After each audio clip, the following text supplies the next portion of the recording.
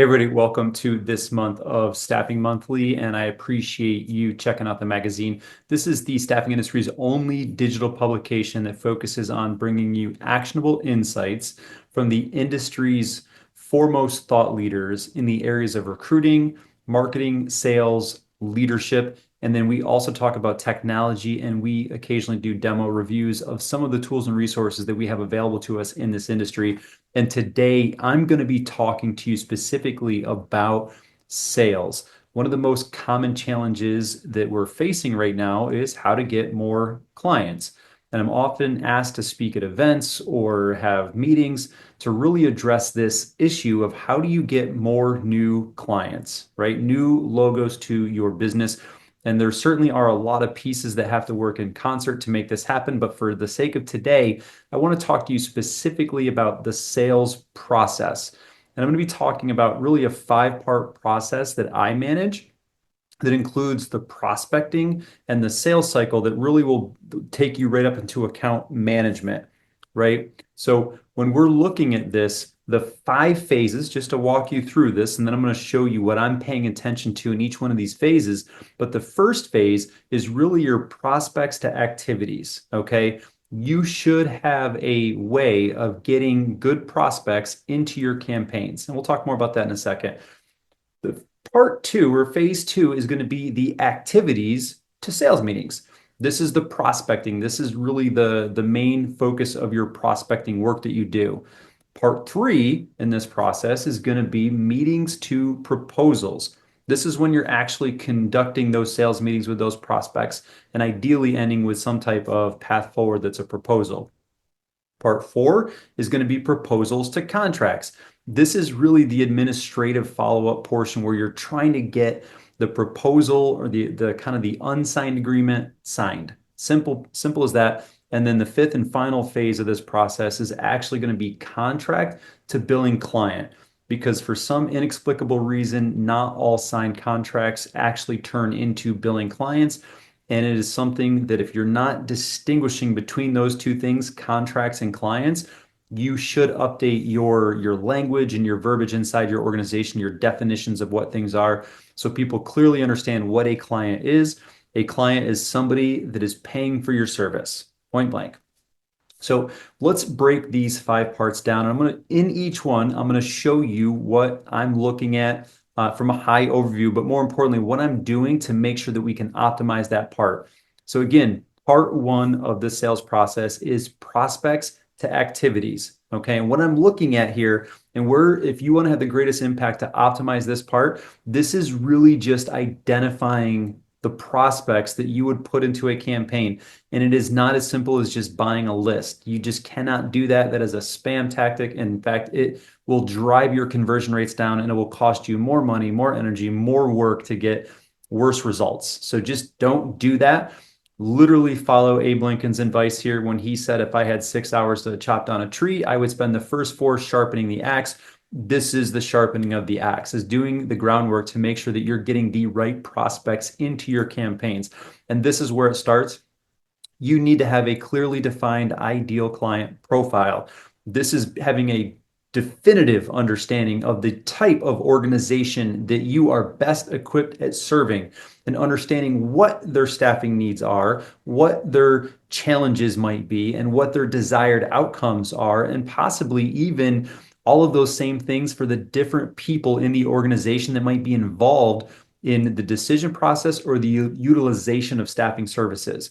So you need to have a clearly defined ICP. And then on the other side, knowing your customer is important, but knowing yourself is equally important. You need to clearly understand at a granular level what your unique value proposition is, or UVP. This is simply put what you do, and more specifically, how you do it, that's unique to you, that provides value to your clients based on their impression, their standards, their definition, not what you think is valuable to them, but what they tell you is valuable to them. And they usually tell you through positive praise and paying your invoices. So really, really important. And then you need to make sure there's alignment between the two. Your salespeople, your recruiters, ideally everyone in your organization should clearly understand what your ICP is, what your UVP is, and how those two things connect to each other. What is something unique about the way that you source talent that helps your target customers better than what your competition might do, right? Maybe you don't rely on job boards. Maybe you say, we're going to take that active job seeker portal right out of our playbook, and we're going to only focus on networking and referrals. That is unique. Most staffing agencies don't go all in on that. That's something that might be valuable to your target customer. And if you have data to back that up, that creates amazing alignment and it helps you tell that story and differentiate you from your competition. Okay. Another thing that you need to make sure you have in place for this outside of your ICP, your UVP, and the alignment between the two, you need to have the tool to get the data in. You need to make sure that you have all of the mechanisms necessary to get good prospect data. These are the tools like ZoomInfo and Seamless and Lucia and even LinkedIn Sales Navigator and tools like that where you're getting all this information in. You need to make sure that you have those tools, the right ones for you, and that your team is fully equipped in how to use this. And ideally, you can integrate it into your tech process, right? So one popular integration I see is using tools like ZoomInfo or Seamless and having that plug right into Sourcewell. That's a staffing specific tool for managing some of these cadences, which we'll talk about next. And then having it plug into your ATS so all of the activity data is tracked for you. So your salespeople don't have to spend time with moving data around or sourcing or documenting things. They can just do the thing that's the main thing for their job: prospecting and selling and building relationships and growing accounts, right? The valuable stuff to you. So make sure you got those right tools in place. And there should be a process documented that supports the rest of this plan. So that's part one, is really just prospects to activities. How are you getting your prospects into your active campaigns? Which leads us to part two. It is the activities to sales meeting part of this process. And this is really your core prospecting campaign. And the things that I look at when I'm looking at this part of the process to make sure it's optimized is I want to know that I'm being hyper targeted. Goes back to that ICP. I only want to be prospecting people that on paper look like they might be my best fit customer. I do not want to waste time with companies that knowingly do not match that criteria, right? It is a waste of time, money, energy, resources. You're never going to get a return on that, right? So I need to be very targeted on who I'm starting with to make sure I optimize my focus. The next piece is the cadence. What is the time frame? Every good campaign should have a defined start and finish and a process outline from between those 2 points that your salespeople know exactly what to do and how to follow. My two favorites: 30-day campaign, which is a lot of rapid activity. These are great for blitzes and things like that. Or what my preferred one is the 12-week campaign that has typically 15, 16 touch points over a variety of methods. This one is a little bit longer. It gives you a better chance of hitting the buying window, right? Not every company is in the market to buy staffing services, so it definitely expands that. It's also a little bit less invasive, and based on client feedback, sometimes a little bit less annoying because you're not hitting them, 20 times in a month. So, but you have to do what's preferred for you. But ideally, with these campaigns, you have to have multi-channel touches. So you are still going to be doing the cold calls and understand that those conversion rates are really low. They've never been as low as they are right now.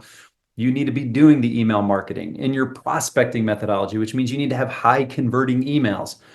You have to be looking at this all the time. You should be doing networking and referrals and going to live events, conferences, things like that. You should be doing social selling. If all of this is of interest to you, check out some of my other videos that talk about these things in more detail, but you should be doing this. And ultimately, with these things, what I'm measuring is the conversion for how many activities in total does it take me to get a meeting. Because activities to meeting is the end of the prospecting cycle and the beginning of the sales cycle, right? So we're going to measure this conversion. Overall, how many activities does it take me to get a meeting? And then I also want to have a granular focus on how many cold calls does it take to get a meeting? How many emails am I sending to get that meeting? How many networking events or other activities, LinkedIn, in-mails? Not that I'm the biggest fan on in-mails. I think those are kind of passe at this point, but maybe you're still using them and maybe they're using them well, but you should track how all these things are working and where your meetings are coming from. Some salespeople crush on cold calls. Other ones, they really throw up goose eggs and they end up doing really well with emails. You need to tailor these campaigns to match your company, your ICP, your market, and especially your sales rep. It is not one size fits all anymore. And we have the tools out there to be able to differentiate this. The tool I mentioned, again, this is not a paid endorsement. I've just had a lot of great experience with this company, and I know several other staffing agencies that have as well. But Sourcewell, it is a tool to organize and schedule all of these campaigns, and it does integrate with all of your major ATSs out there, like the Aviantes, Bullhorn, Crelate, whatever you're using, it integrates directly with those, and they also have the integration with the data sources. So it's a nice piece that salespeople can actually utilize to organize their campaigns and measure the efficacy and the conversion rates of all of these things. So you can see what's working and what's not working as a manager, which leads me to the actionable tip of this part of the process. Every time I have salespeople on campaigns, I run them quarter to quarter. I told you I like that 12-week plan. It fits nicely into a quarter. And I'm looking at my benchmarks. How many activities does it take to convert to a meeting, right? And if they move into the next quarter and I see that this falls and it's taking them more activity to get to a meeting, what it indicates to me is there's something wrong. Something needs to be addressed here. And when I say something's wrong, it could be an input thing. It could be that we don't have, the best targeted ICP or most clearly defined. So we're actually prospecting companies that aren't the right fit. So there's a lot of leakage at this part of the process. Or it could be that our prospecting activities need to be sharpened up. Maybe we're not following the best cold call protocols. Maybe we're not doing our role practice to stay sharp. Maybe our emails aren't converting the way that they used to just a short while ago.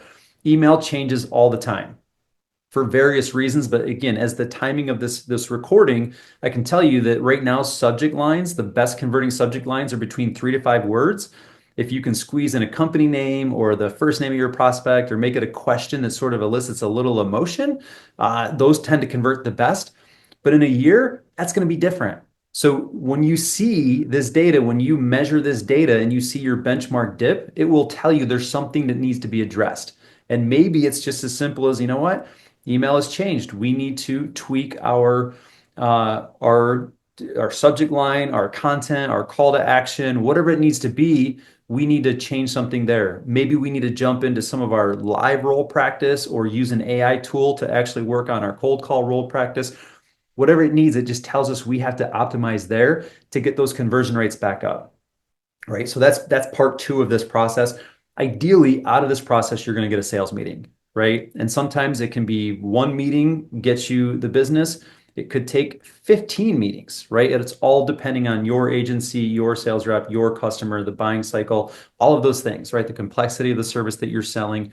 So, but regardless, we need to get to the meeting.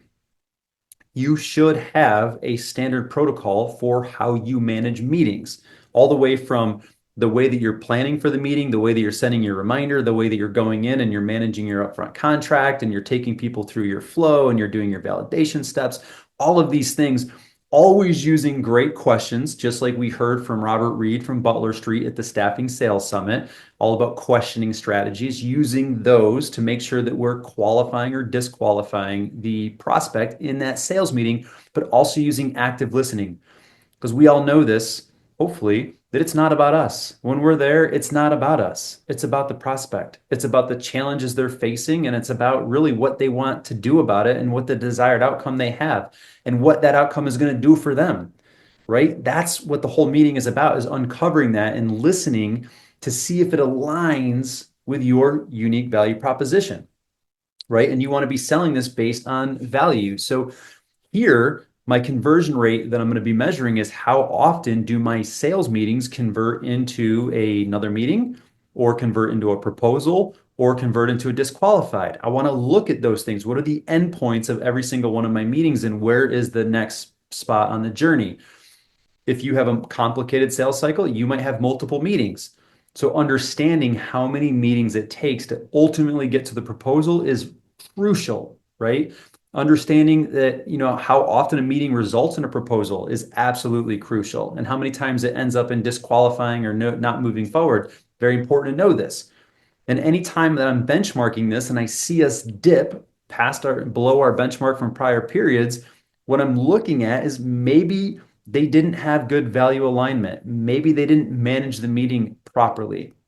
Maybe there was something in there that they just said, hey, we're disqualifying this. You need to understand that so you can fix the right part, coach them up, help them be more successful so that we can actually get more proposals coming out of those meetings. Okay.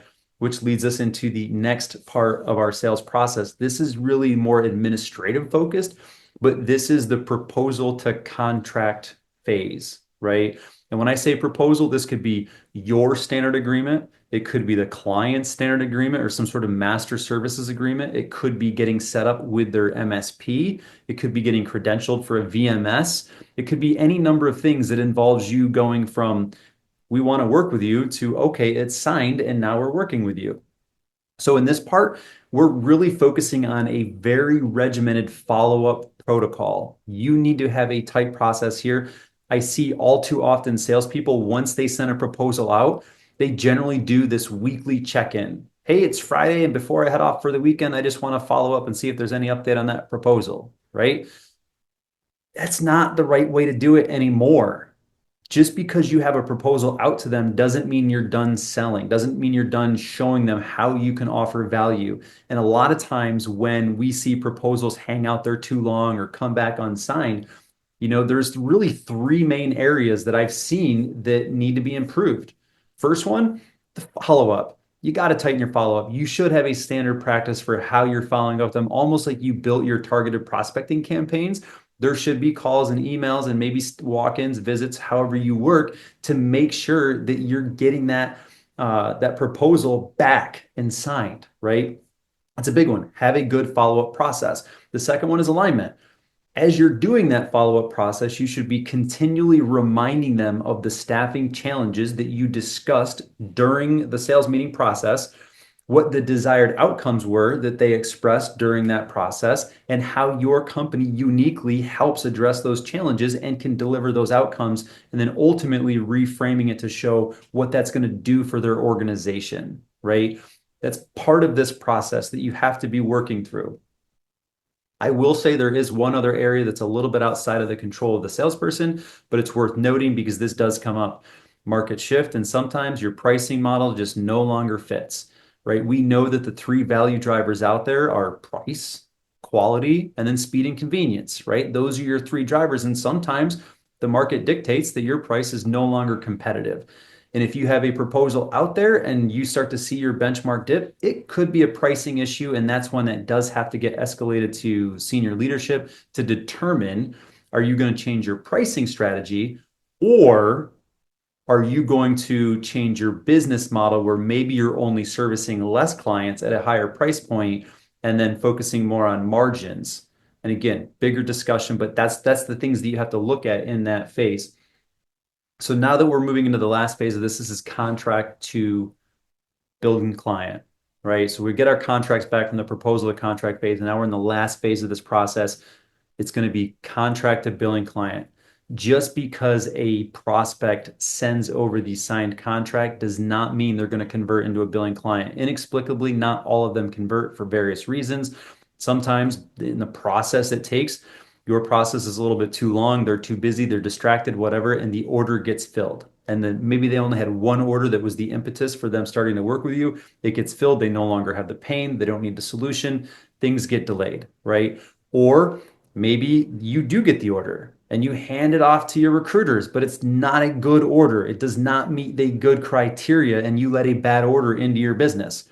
And now they can't fill it. Or maybe they refuse to fill it because they actually will uphold the criteria of good and say, this isn't a good order. We're not going to work on it. So you need to go improve it or remove it. And that could be something that's happening. Or maybe it's a good order and for some reason you just don't fill it. But you do have to look at these conversion rates. And once you start to see your benchmark dip below, or your performance dip below where your benchmark is, you'll know, what am I looking at here? Am I bringing in bad orders and I need to coach my salesperson up on how to get better orders in the door? Am I not getting orders and it's a follow-up or a handoff process that needs to be tightened up? Or am I getting good orders, but my recruiting team isn't filling them? And then you got to identify, is it a recruiter issue or a recruiting issue? Again, that you can find that information in another video, but you have to look at these benchmarks. And as long as you're measuring these things in some sort of sales activity tracker, it'll be able to light up right on your screen, red or green. And you'll be able to see, hey, you know what? My conversion rate in this one area has dipped below. That tells me there's an issue that needs to be addressed. And you can actually start coaching in that area to increase the performance. And trust me, if you manage your sales team this way, your salespeople will respect you. They will appreciate it because they want to succeed. Trust me, the better they do, the more money they make. Right? So if you can coach them in a way that doesn't feel like micromanaging, and you can show them that, hey, the reason that we track these things is because we're all super busy, we're all super distracted, and this just helps us identify the areas where we can have the biggest impact to increase your performance and help you be more successful and make more money, right? It creates that alignment in the organization. And the last piece that I'll leave you with is, because this takes us to the end of the sales cycle, this goes up to the account management cycle, and you can see other videos on the channel about that. But once you have this, here's the holy grail. At this point, you will know exactly how much work it takes to get a billing client. And if you know what the average annual value of your billing client is, when you set a sales target for your sales rep, you can just take that sales target, divide it by the average annual value of a new client, and that will tell you how many billing clients you need. And then once you actually just divide that by the conversion rate of contracts to clients, that will tell you how many contracts you need. And then you divide that by the conversion rate of your proposals to contracts, and that will tell you how many proposals you need to send out. And when you divide that number by the conversion rate from meetings to proposals, that will tell you how many meetings you need to have. And then when you divide that by the conversion rate of activities to meetings, it will tell you how much activity you need to be doing. And that will tell you exactly how many prospects you need to be putting into your funnel. So when you go into your annual planning meetings and you say, hey, this is our goal for the year, not only can you just have some goal that's some destination in the future that you may or may not hit, you can actually have your entire workload and plan laid out for you, and knowing if you have the resources necessary to hit your goals. And then you can manage that process effectively to make sure that you do. If you found this video valuable, I would appreciate subscribe to the channel for more content like this, subscribe to the magazine, and we deliver this to your inbox every single month. But we also have other content on the channel that I encourage you to go check out. Thank you, and until next time.